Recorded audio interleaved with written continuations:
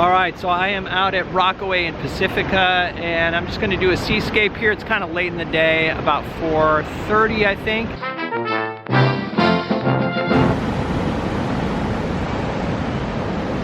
Alright, so there's what I'm looking at, and there's my sketch. There's not a lot of light on the rocks, but there is some reflected light, so I figure I'll experiment with that. It's really comfortable out here right now, so I'm just happy to be outside. So I'm gonna get started and see what I can do.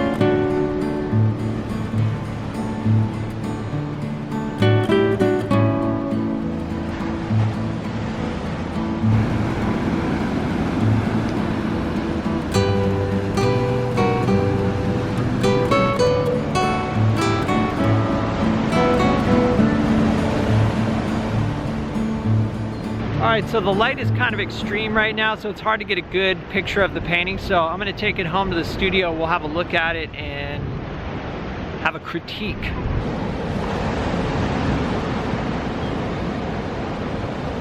Alright, so here's the finished product. Time for a little critique. Alright, so first thing, composition. I do like the composition. I placed this rock right here, which is sort of a focal point, on the thirds, you know, like using rule of thirds, so dividing your canvas into thirds and then putting points of interest on those intersections or on those lines. So I do like this composition. Also, this coastline sort of leads out to this area. You've got some whitewash here, or white water, this bright spot, which kind of, again, draws interest here. Also the illuminated wave. So I like the composition. There wasn't a lot of light on these rocks, as I mentioned. There was a little bit of light on this portion of the cliff here, but everything else was all reflected light. So what I wanted to do was focus on that reflected light and then also create a sense of atmosphere. So I noticed there was a lot of sort of mist from the water. So I added some blue in here and lightened up this rock, lightened the contrast, which pushes it out further. The rocks that are closer have more, there's some darks in here, more contrast. Overall, it's darker. One thing I noticed is that I could have painted this rock even lighter. When I was outside, I thought I was painting it too light, but it turns out once I got it inside, it looked a lot darker. But I noticed that these rocks were sort of yellowish, kind of a yellow-red, or it was like sort of a glow in here from reflected light. And so normally you think of shadows as being cool, like say blues and all that. This was just really warm. The shadows here were very warm. Okay, and then also this area of the sky there's some yellow in here. I used some Naples yellow because the sun was setting over here. As you can see, it's kind of illuminating the waves. There was glare on the water as well. That was something that I was attracted to as well.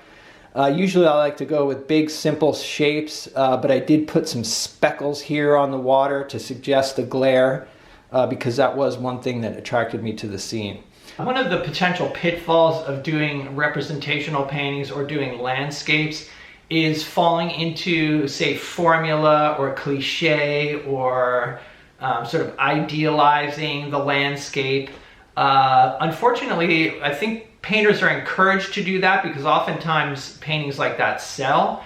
But I'm really trying to avoid that. And I've been looking at some painters like from the East Coast, like Daniel Garber. You might want to check out Daniel Garber. I'm thinking of doing like a little history of plein air painting or a history of outdoor painting video, kind of working on that. But as I've been looking at these different painters, the ones that appeal to me are the ones that don't sentimentalize or idealize or what else? Or rely on formula or style, like overly, like style heavy. It's a really delicate balance. The challenge is, I think, for painters is that oftentimes if you go out and do a straight painting where you're just focusing on a lighting effect or something, sometimes those paintings aren't, and you don't put that little sparkle or that dazzle in the painting. Oftentimes your average viewer might, they may pass over paintings like that for the ones that are sort of sparkling and dazzling. But I think those sparkly, dazzly paintings to us painters or people who've looked at a lot of art, those seem fake or false or a lie, or a manipulation or something like that. So I think that is a real problem for representational painters or landscape painters. Let me know what you guys think. I mean, I've just been thinking about that lately as I've been looking at a lot of paintings like outdoor painters from the past, and then how they differ from the current plein air movement, which I have problems with. So anyway, so basically my attitude going out is I just want to do some honest paintings where I see a lighting effect or something, and I just try something that appeals to me or catches my eye, and then I try to capture that. And mostly what I'm attracted to is interesting lighting effects. This is a case where, like I said, there was no direct light. The rocks were backlit. And for me, I would avoid that in the past. That's kind of a challenging subject. But I like the idea of, like I said, not falling into formula and doing the same thing over and over again. It's like, go out there, see something beautiful, and try to see what you can do, see what you can learn in the process, experiment.